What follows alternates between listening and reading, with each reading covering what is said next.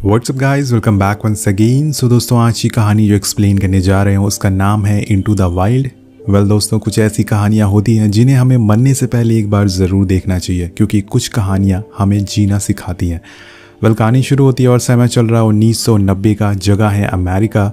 हमारी मुलाकात क्रिस्टोफर नाम के लड़के से होती है जिसकी ग्रेजुएशन पूरी हो चुकी है। उसकी इस कामयाबी पे उसके मॉम डैड भी वहाँ मौजूद है। अब ग्रेजुएशन की खुशी में उसके डैड उसे एक कार गिफ्ट करते हैं, पर वो लेने से मना कर देता है क्योंकि उसकी बहन ने बताया था कि जब वो और मैं पैदा हुए तो आपकी शादी नहीं हुई थी, जिस बात से उसे खुद पे बहुत गिल्ट फील होता है। अब देर रात क्रिस्टोफर सोचता रहता है कि क्या अब उसे वो चीज़ शुरू करना चाहिए जो उसने बचपन से सोच रखी थी, और जिसके बाद उसके अंदर से आवाज़ आती है कि हाँ, अब वो समय आ चुका है। वो अपने ID card, credit card, passport सब कुछ जला देता है और अपनी सारी सेविंग एक एनजीओ में दान कर देता है। और अगले दिन सूरज निकलने से पहले ही वो अपनी नई जिंदगी जीने के लिए निकल जाता है। यहाँ से शुरू होता है चैप्टर 1।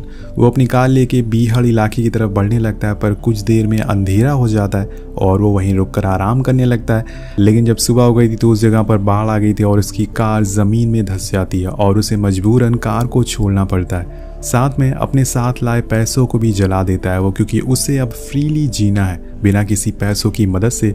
और साथ में लाए पैसों को भी वो जला देता है क्योंकि अब उसे एक फ्रीली लाइफ जीना था बिना किसी पैसों की मदद से। वो हिच हाइकिंग करके आगे बढ़ना चाहता था, लेकिन उसे कोई भी लिफ्ट नहीं देता तो वो पैदल ही आगे बढ़ने लगता है। अब एक जगह रुक कर वो फ्रेश होता है। वहाँ पे उसे अपना नाम भी चेंज कर लिया था, जो कि था अलेक्जेंडर।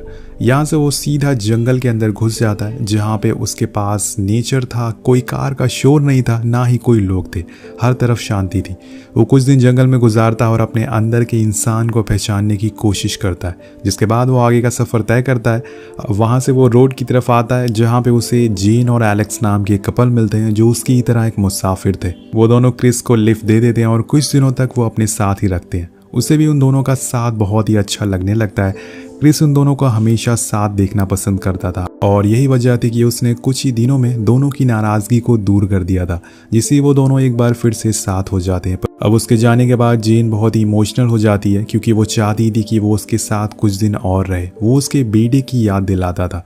लेकिन क्रिस को अब अपनी अगली मंजिल के लिए निकलना होगा। उसे अपना सपना पूरा करना है, पर वो क्या है ये आपको थोड़ी देर में पता चल जाएगा। वेल, अब यहाँ से शुरू होता है चैप्टर 2। उसका ऐसा मानना है कि लोग अपनी फैमिली से दूर होकर भी रह सकते हैं, जैसे कि वो कर रहा है। उसे बस नेचर के पास में ही रहना है। अब चलते चलते उसकी मुलाकात वेन नाम के आदमी से होती है जो एक हार्वेस्टिंग कंपनी चलाता था। अब क्रिस को उसका काम बहुत पसंद आता है, इसलिए वो वहीं रुकने का डिसाइड करता है। वो काम उसके लेवल का तो नहीं था, लेकिन वो खुद को पुश करता है क्योंकि कोई काम छोटा या बड़ा नहीं होता, लोग उसे छोटा बना देते हैं। अब वो वेन के साथ ही रहता और उसे अपनी इस जर्नी के बारे में बताता है कि उसका एक सपना है कि वो अलास्का में जाके रहे, वहीं खाए पिए और सो जाए। अब इस सपने को पूरा करने के लिए वो महीनों से चल रहा है, लेकिन जब वो वहाँ पहुँचेगा तो उसके लिए मुझे एक बंदूक भी चाहिए थी, क्या तुम मुझे दे सकते हो? पहले तो वेन सोचता है कि ये आदमी सच में पागल है, पर उसके जज्बे को देखकर वो हार मान जाता है और उसे वादा करता है कि जब वो यहाँ से जाएगा तो वो उसे बंदूक ज़रूर देगा। अब कुछ दिनों बाद वो अपना वादा पूरा करता है। तभी एक दिन वेन को पकड़ने पुलिस आ जाती है क्योंकि उसने पायरेसी रूल तोड़े थे। लेकिन अरेस्ट होने से पहले वो क्रिस से कहता है कि अपने सपने को पूरा ज़रूर करना। अब वेन को वहाँ ना होने की वजह से उसका दिल वहाँ नहीं लगता और इसलिए वो उस जगह को छोड़कर आगे बढ़ जाता है। पर आज पहली बार बीच रास्ते में उसे उसकी फैमिली की याद आती है। उसके साथ बिताए पल याद आते हैं। हर किसी को किसी की ज़रूरत पड़ती है, चाहे वो हमारी फैमिली हो या फिर लाइफ पार्टनर। इधर उसकी फैमिली, उसके मॉम डैड भी उसे ढूंढने की कोशिश करते हैं, लेकिन उन्हें कुछ भी पता नहीं चलता। और यहाँ हम क्रिस को देखते हैं जो अपनी मंजिल से भटकना नहीं चाहता था, इसलिए वो उन चीज़ों को एक पुल के नीचे दफना देता है, उनकी यादों को, जिसे देखकर वो अपनी फैमिली को मिस करता था। अब यहाँ अलास्का पहुँचने के लिए उसे कोलोराडो नाम की रिवर पार करनी होगी, जो कि बहुत ही खतरनाक होती है, पर उसे पार तो करना ही होगा। इसलिए वो पुलिस से परमिशन मांगने जाता है कि उसे वहाँ राफ्टिंग करनी है। वो कहते हैं कि अभी वेव बहुत तेज़ है और तुम्हें कोई एक्सपीरियंस भी नहीं है। तो क्रिस पूछता है कि ठीक है, मैं कितने दिन में राफ्टिंग कर सकता हूँ? तो बताते हैं कि करीब 12 साल। तो पुलिस वाला अपनी ही धुन में लगा हुआ था, वो उसे ज़्यादा गौर नहीं करता, इसलिए झूठ बोल देता है। पर क्रिस को तो ये पार करना ही होगा और आगे बढ़ने के लिए वो बिना परमिशन के राफ्ट करने की सोचता है, पर ये जितना सोचा था उससे ज़्यादा मुश्किल था। लहरें बहुत ही तेज़ होती है पर वो जैसे तैसे करके उसे पार कर लेता है। और यहाँ होती है उसकी एक और कपल से मुलाकात जो कि बहुत ही बिंदास टाइप की होते हैं और मज़े कर रहे होते हैं।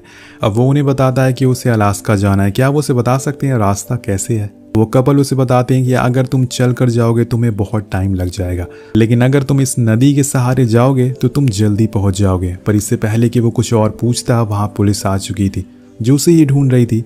लेकिन क्रिस उनसे छुप कर वहाँ से निकल जाता और सीधा ऊपर रोड पे आ जाता है, जिसके बाद वो एक जगह रुक के अपने घर वालों को कॉल लगाने की सोचता है। लेकिन तभी उसकी नज़र सामने एक आदमी पर पड़ती है जिसकी वाइफ उसे छोड़कर चली गई थी। अब वो उसे माफ़ी मांग रहा था और उससे कहता है कि हनी मुझे एक और चांस दो।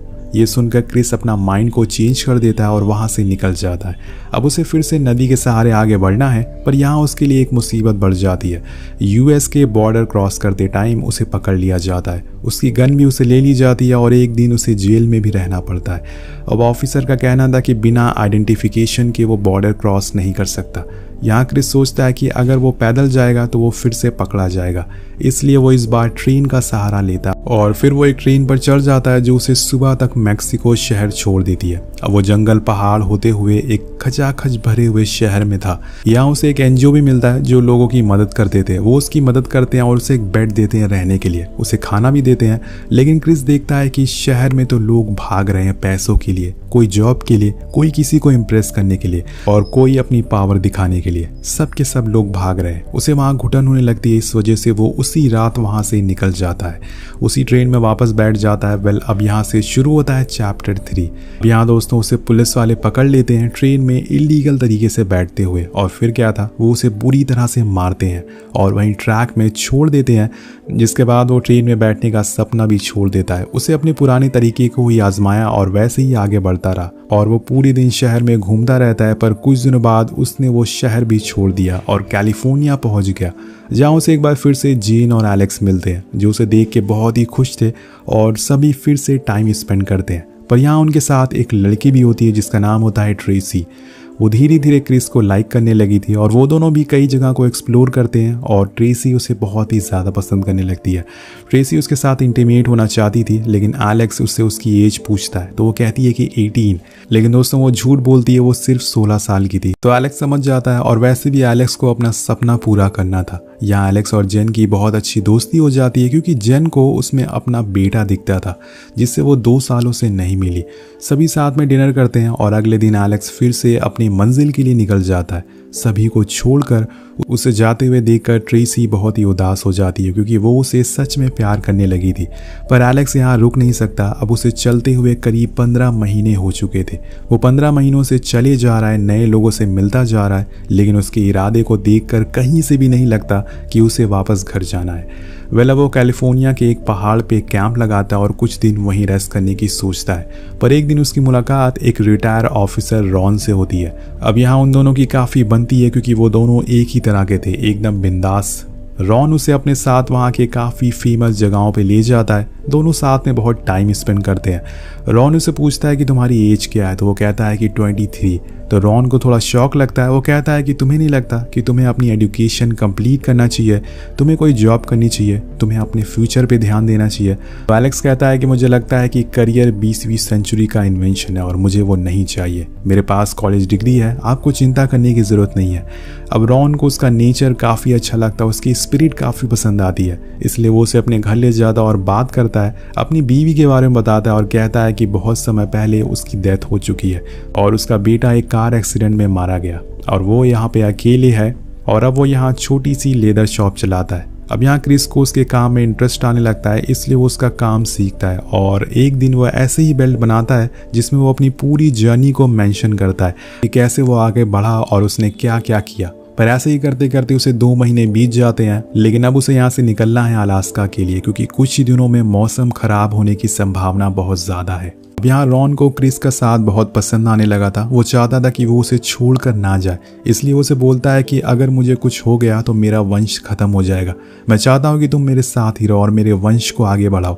एक तरीके से वो उसे अडॉप्ट करना चाहता था, लेकिन क्रिस बोलता है कि मैं अभी इस चीज़ के बारे में आपको नहीं बता पाऊंगा। हाँ, लेकिन जिस दिन मैं अलास्का से वापस आऊंगा उस दिन हम इस बारे में ज़रूर बात करेंगे। वेल गाइस, हमें इस पूरी कहानी में एक बात ज़रूर सीखने को मिलती है कि इज्जत करना, किसी के साथ रहने का तरीका आना चाहिए जिसकी बदौलत आप किसी का भी दिल जीत सकते हैं, जो कि यहाँ पे क्रिस ने कर लिया था। वो जिनसे भी मिला था सब चाहते थे कि वो उसके साथ रहे। वेल, अब वो अलास्का के लिए निकल जाता है और एक कार वाला उसे वहाँ तक ड्रॉप कर देता है, पर वो देखता है कि उसके बूट्स खराब हो चुके हैं। देखता है कि उसके पास बूट्स नहीं है तो वो अपने बूट उसे गिफ्ट के तौर पर दे देता है, जिसे लेकर क्रिस निकल जाता है अपने सपने को पूरा करने के लिए। पर क्या ये इतना आसान होगा, क्योंकि ये दुनिया की सबसे खतरनाक जगहों में से एक है। क्रिस यहाँ पे अपने साथ खाने पीने का कुछ सामान भी लाया था, उसके पास कुछ बुक्स भी थी। वो एक पेड़ पर अपनी टोपी निशानी के तौर पर लगा देता है, क्योंकि उसके रास्ते में एक नदी थी जिसे उसे पार करना था, पर जब वो वापस आएगा तो उसे रास्ता याद रहेगा। अब वो उस नदी को पार करता है, उसके साइड में ही एक कैंप लगा लेता है और बड़े मजे से ही इस पल को जीने लगता है, जिसमें वो किताबें पढ़ता है, शिकार करता है, उसे पकाता है, खाता है, और दिन कैसे निकल रहे थे उसे पता ही नहीं चल रहा था। पर यहीं से उसकी असली कहानी शुरू होने वाली थी, क्योंकि धीरे धीरे करके उसका खाना अब खत्म होने की कगार पर आ चुका था। लेकिन दोस्तों, वो कहते हैं ना कि ऊपर वाला भी अच्छे लोगों का साथ नहीं छोड़ता। अब चलते हुए एक दिन उसे एक बस दिखती है। उसे लगता है कि शायद ये जिसकी भी होगी वो आसपास ही होगा, लेकिन काफी देर इंतजार करने के बाद वहाँ कोई नहीं आता, जिस वजह से वो उस बस पर कब्जा कर लेता है और वो बस में रहने चला जाता है।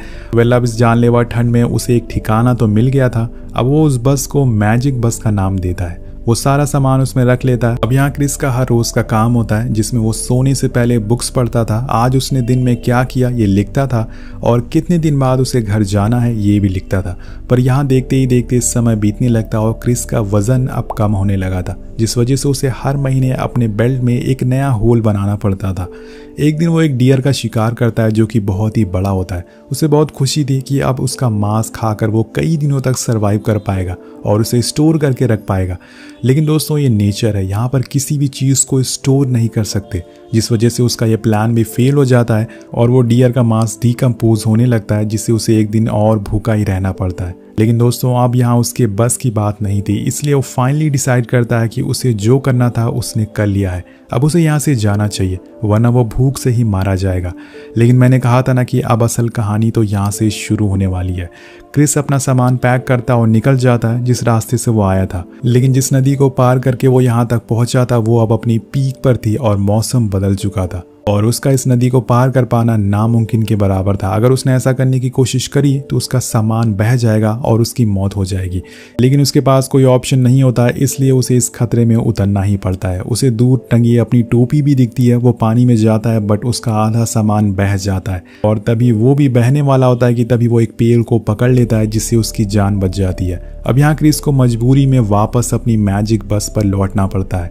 जिस क्रिस को हमें कहानी की शुरुआत में देखा था, जिसे किसी बात का डर नहीं था, किसी बात की टेंशन नहीं थी, वो अब बदल चुका है, क्योंकि भूख और हालात हर किसी इंसान को बदल कर रख देते हैं। क्रिस के पास अब खाने का सामान खत्म हो चुका है, यहाँ तक कि वो अपना शिकार भी नहीं कर सकता।